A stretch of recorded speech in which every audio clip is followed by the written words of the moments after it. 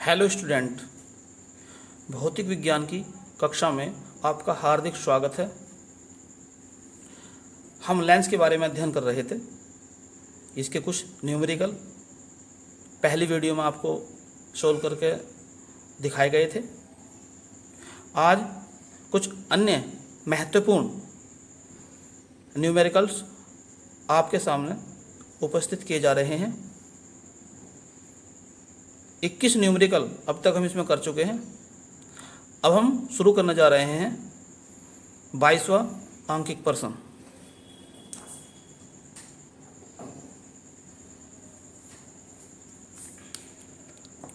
Question आपके सामने है।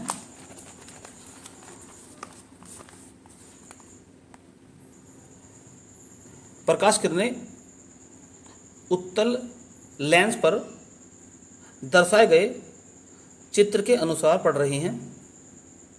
यदि लेंस की फोकस दूरी 20 सेंटीमीटर हो तो प्रतिबिंब की स्थिति ज्ञात करनी है।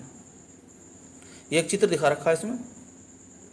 तो इसके अनुसार जो है किरणें पड़ रही हैं और ये डॉटिंग लाइन से दिखाया गया है। इसका मतलब ये है, यदि ये लेंस ना होता तो ये किरणें सीधे जाकर ऊपर टकराती। अब ये उत्तल लेंस है। उत्तल लेंस किरणों को मोड़ देता है अंदर की तरफ। तो इसका अर्थ ये हो गया कि लेंस रखने के बाद में जो ये किरणें ओ पर मिल रही थी अब ओ पर नहीं मिलेंगी, बल्कि ओ से पहले ही किसी बिंदु पर फोकस हो जाएंगी, यानी कि मिल जाएंगी।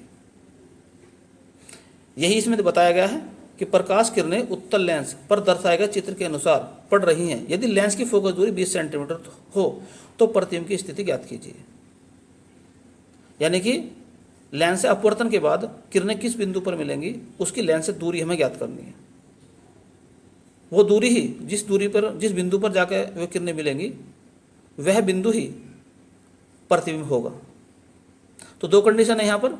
यदि लेंस ना होता तो किरणें कहाँ पर मिलती, लेंस रख देने के बाद क्या होगा। तो पहले हमको ये देखते हैं कि अगर लेंस नहीं है तो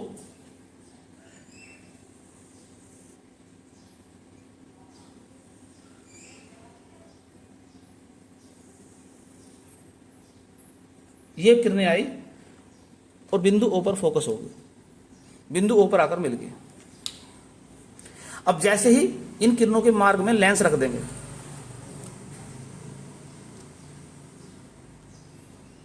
लेंस रख दिया हमने, उत्तल लेंस।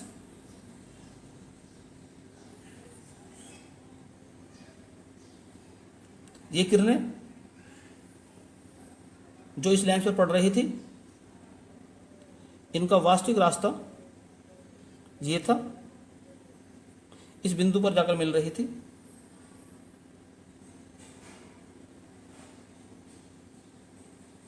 तो अगर लेंस नहीं था तो ये किरणें यहां पर जाकर मिलती, लेकिन लेंस ने इन किरणों को अंदर की तरफ मोड़ दिया। तो ये किरणें थोड़ी पहले ही आकर मिल जाएंगे, ऐसे आई पर आकर मिल रही हैं। तो कहने का अभिप्राय यह है, यह बिंदु ओ इस लेंस के लिए आभासी वस्तु का कार्य करेगा।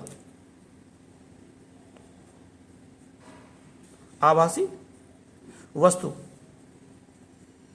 का कार्य करेगा जिसका प्रतिबिंब आई पर बनेगा। यह प्रतिबिंब हो गया।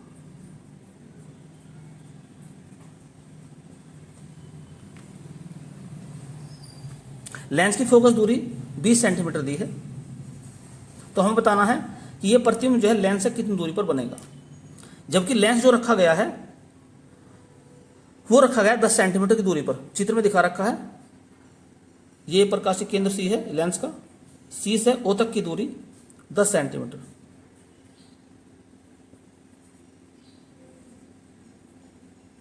और जैसा कि हमने चित्र में माना है कि ओ जो है वस्तु होगी। तो सारी बात आपके सामने क्लियर हो चुकी होंगी। नंबर एक बात, लेंस की फोकस दूरी जो कि दी हुई है 20 सेंटीमीटर और ये लेंस उत्तल है तो इसकी फोकस दूरी धनात्मक ली जाएगी। दूसरी बात है लेंस से वस्तु की दूरी u, वस्तु है o, लेंस से दूरी है इसकी 10 सेंटीमीटर और ये लेंस से दाईं तरफ यानी कि सीधे हाथ की तरफ है, तो इसका चिन्ह धनात्मक लिया जाएगा।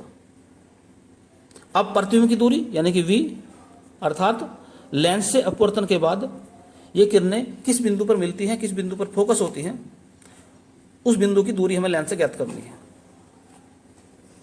तो सूत्र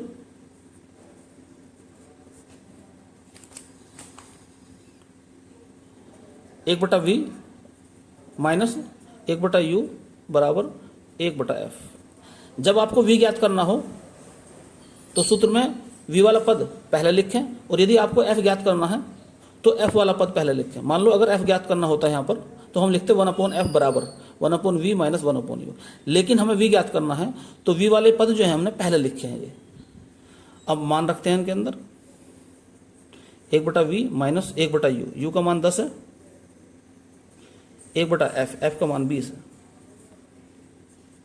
तो 1/v बराबर 1/20 प्लस 1/10। अब इसका लेते हैं एलसीएम, तो एलसीएम कितना आ जाएगा, 20 आ जाएगा, ऊपर आ जाएगा 1 और 10 दूनी 20 यानी कि 2 आ जाएगा। तो कहने का मतलब हो गया कि 1/v बराबर हो गया 3/20, या अगर v का मान निकालेंगे तो आ जाएगा 20/3। तो जब इसे भाग करेंगे तो 6.7 सेंटीमीटर के लगभग आएगा। तो कहने का अर्थ ये हो गया कि जो आभासी वस्तु O का प्रतिबिंब जो है वो लेंस से 6.7 सेंटीमीटर की दूरी पर बिंदु I पर बनेगा।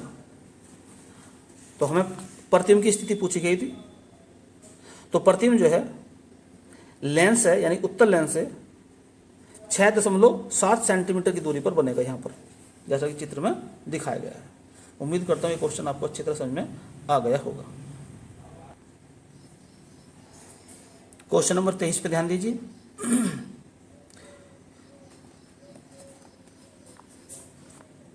कोई प्रकाश पुंज किसी बिंदु P पर अभिसारित होता है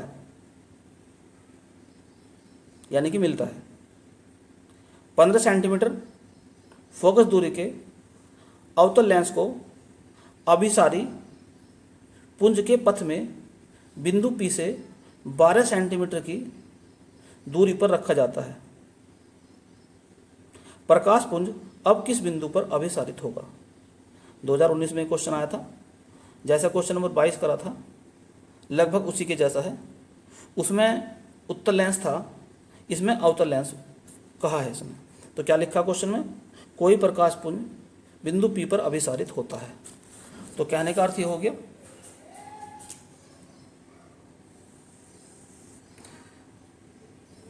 इस प्रकार से ये प्रकाश पुंज आया और बिंदु P पर आकर अभिसारित हो गया, मिल गया।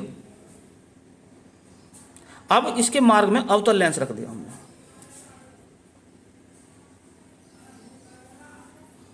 ये बिंदु P यहां पर था, ये प्रकाश पुंज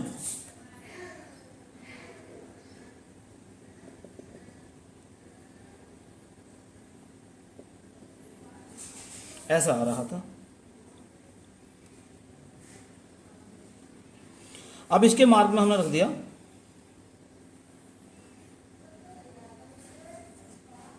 अवतल लेंस।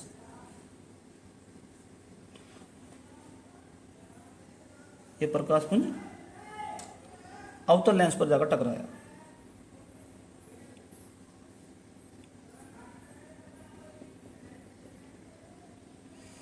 ये इसका सीधे। तो जैसे कि आपको मालूम है अवतल लेंस क्या कार्य करता है। अवतल लेंस किरणों को फैला देता है। उत्तल लेंस किरणों को अंदर की तरफ मोड़ देता है और अवतल लेंस किरणों को फैला देता है। तो जो ये किरणें बिना लेंस के इस वाले बिंदु पर आकर मिल रही थी, अब ये वास्तव में इस बिंदु पर नहीं मिलेंगी बल्कि किसी और बिंदु पर आगे जाकर मिलेंगी। तो ये किरणें यहां से कुछ फैल जाएंगी इस तरह से,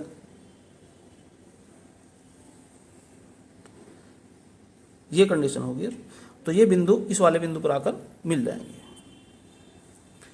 तो जैसे कि लॉजिक पहले क्वेश्चन में लगाया गया था वही लॉजिक इसमें लगाना है कि ये बिंदु P जो है ये आभासी वस्तु का कार्य करेगा। तो बिंदु P क्या हो जाएगा? वस्तु।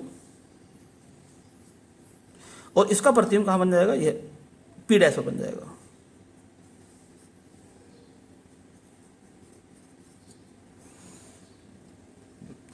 इस अवतल लेंस की फोकस दूरी दी हुई है, तो दिया है कि जो अवतल लेंस है उसकी फोकस दूरी f माइनस 15 सेंटीमीटर। अवतल लेंस की फोकस दूरी माइनस में यानी कि ऋणात्मक ली जाती है।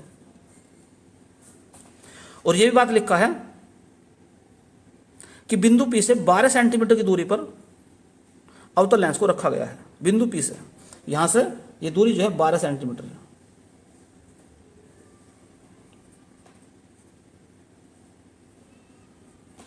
तो यानी कि जिसको हमने वस्तु मान लिया है उस वस्तु की अवतल लेंस से दूरी 12 सेंटीमीटर है, यानी कि u का मान हो गया 12 सेंटीमीटर। और ये u का मान धनात्मक लिया जाएगा क्योंकि लेंस के दाईं ओर यानी कि सीधे हाथ की तरफ है। ये बात मैं आपको बार बार बता रहा हूं। अब हमें ज्ञात करना है कि आभासी वस्तु P का प्रतिबिंब किस स्थान पर बनेगा, अर्थात v का मान हमें ज्ञात करना है। तो पहले क्वेश्चन की तरह से यहां पर भी v का मान ज्ञात करना है, तो सूत्र हम लगाएंगे v की ओर से। तो सूत्र क्या लगाएंगे हम? 1/v माइनस 1/u बराबर 1/f। अब इसमें मान रखो सारे, तो 1/v बराबर माइनस u का मान कितना है? 12, तो 1/12 बराबर f का मान है 15, तो 1/-15। ये दूसरी तरफ ले जाओ, तो 1/v बराबर माइनस 1/15, ये प्लस हो जाएगा 1/12। अब इन दोनों का लेते हैं एलसीएम, और एलसीएम आ जाएगा 60, 15 चौका 60 और 12 पंजे 60। तो कहने का मतलब ये हो गया कि 1/v बराबर आ गया 1/60, या यूँ कह लें कि v का मान जो आ गया 60 सेंटीमीटर आ गया।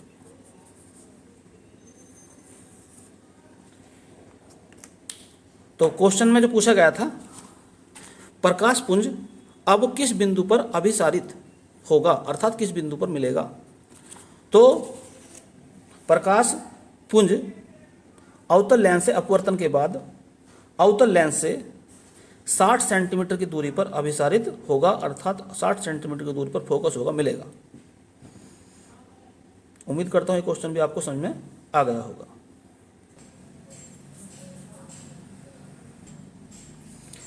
क्वेश्चन नंबर 24, एक द्वि उत्तल लेंस के दोनों पृष्ठों की वक्रता त्रिज्या r है। तो लेंस कैसा है? द्वि उत्तल यानी कि उत्तल लेंस है। लेंस के पदार्थ का अपवर्तनांक 1.5 है। जब लेंस की मुख्य अक्ष पर लेंस के एक पृष्ठ के सामने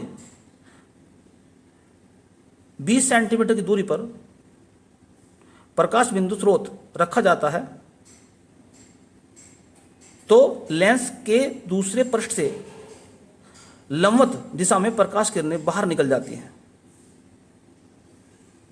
लेंस के प्रत्येक पृष्ठ की वक्रता त्रिज्या कैपिटल R का मान ज्ञात कीजिए।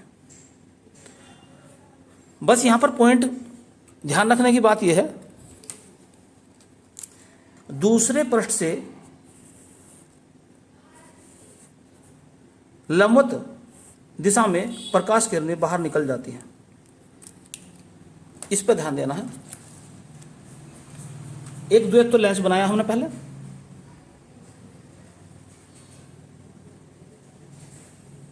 ये एक द्वित्तल यानी कि उत्तल लेंस है, ये इसकी मुख्य अक्ष है, इसकी वक्रता त्रिज्याएं जो है r है और अपवर्तनांक 1/1.5 है। इसके 20 सेंटीमीटर दूरी पर यहाँ से 20 सेंटीमीटर दूरी पर, यहाँ पर कोई बिंदु है जिसका नाम मैंने ओ मान लिया। ये बिंदु प्रकाश स्रोत है, यानी कि प्रकाश उत्पन्न कर रहा है। तो इस बिंदु प्रकाश स्रोत से किरणें निकलेंगी।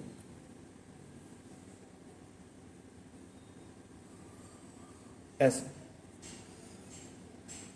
और क्वेश्चन के अनुसार ये कहा है कि जब ये किरणें दूसरे तल पर जाकर टकराएंगी तो ये दूसरे तल से अभिलंबत निकल जाएंगे। तो यानी कि यहां पर अगर हम स्पर्शरेखा खींच देते हैं तो ये किरणें बिल्कुल इससे अभिलंबत निकलेंगे और ऐसा लगेगा जैसे कि यहां से ऐसा निकल जाएंगे, ऐसा लगेगा जैसे पीछे से निकल रही होंगी किरणें। तो इस चित्र में आपको दिखाई दे रहा होगा कि ऐसा लगेगा जैसे कि किरणें पीछे से निकल रही हैं। और कहां से निकल रही हैं? वक्रता केंद्र C2 से। क्यों? क्योंकि आप बात जानते हैं ये कि वक्रता केंद्र C से चलने वाली किरणें सीधी निकल जाती हैं बिना अपना मार्ग बदले, बिना अपना रास्ता बदले। तो उसने कहा है लंबवत निकलती हैं। तो लंबवत का मतलब यह है ये किरणें ऐसा लग रहा है जैसे कि C2 से निकल रही हों। तो यहां पर जो वस्तु है ये O है और जो प्रतिबिंब बनता है इसका वो C2 पर बनता है।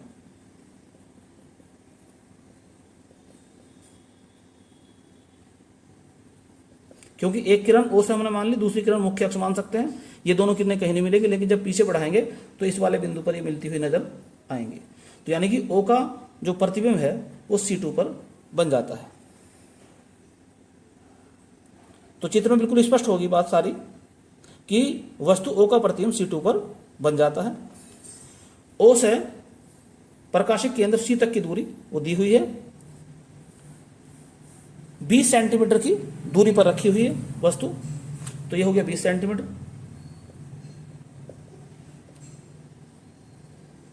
और C2 से C तक की दूरी ये R है। तो शुरुआत करते हैं। नंबर 1 बात कि R का मान हमें ज्ञात करना है और जो उत्तल लेंस है उसकी वक्रता त्रिज्याएं जो R1 होती है वो धनात्मक होती है और R2 होती है ऋणात्मक। तो R1 का मान हो जाएगा R, R2 का मान हो जाएगा -R। लेंस के पदार्थ का अपवर्तनांक n 1.5 दिया हुआ है और वस्तु की दूरी 20 सेंटीमीटर है। तो U का मान है -20 सेंटीमीटर और V का मान है R सेंटीमीटर, कैपिटल R। यहां से यहां तक की दूरी R ही तो है, वक्रता त्रिज्या। तो V का मान है -R सेंटीमीटर।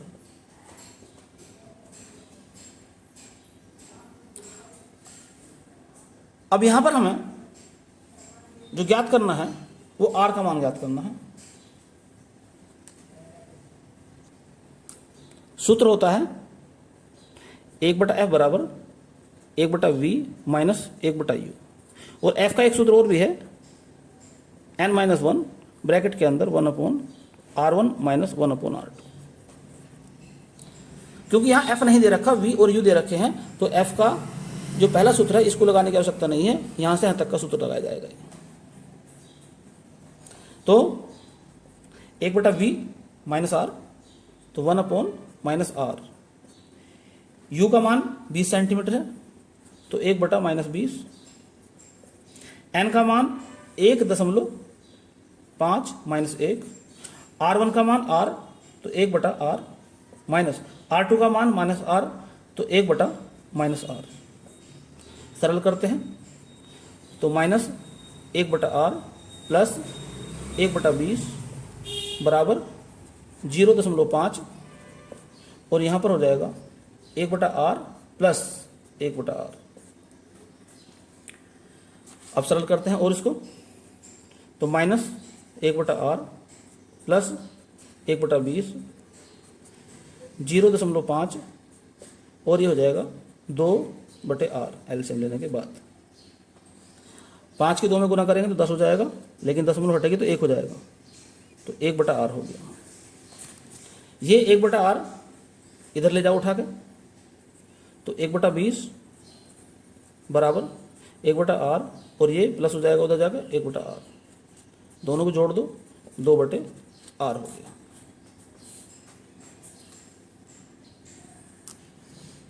तो 1/20 बराबर 2/r, क्रॉस गुना करो, r की गुना 1 में कर देंगे तो r हो जाएगा, और 20 की गुना 2 में करेंगे तो r का मान आ गया 40 सेंटीमीटर।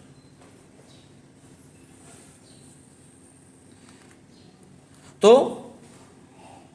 वक्रता त्रिज्या हमें ज्ञात करनी थी, तो एक त्रिज्या r1 है उत्तल लेंस की और दूसरी त्रिज्या है r2। तो r1 का मान आ गया कैपिटल R यानी कि 40 सेंटीमीटर, और R2 का मान आ गया -R यानी कि -40 सेंटीमीटर।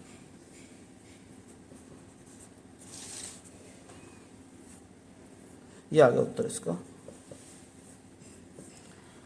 उम्मीद करता हूं सभी क्वेश्चन आपको अच्छी तरह से समझ में आ गए होंगे। तो आपको ये वीडियो कैसी लगी कमेंट्स बॉक्स में लिख के आप ज़रूर बताएं, और यदि अभी तक ये चैनल आपने सब्सक्राइब नहीं किया है तो चैनल को सब्सक्राइब जरूर कर लें, ताकि समय समय पर आपको महत्वपूर्ण जानकारियाँ मिलती रहें और आप उनका फ़ायदा उठा सकें। धन्यवाद।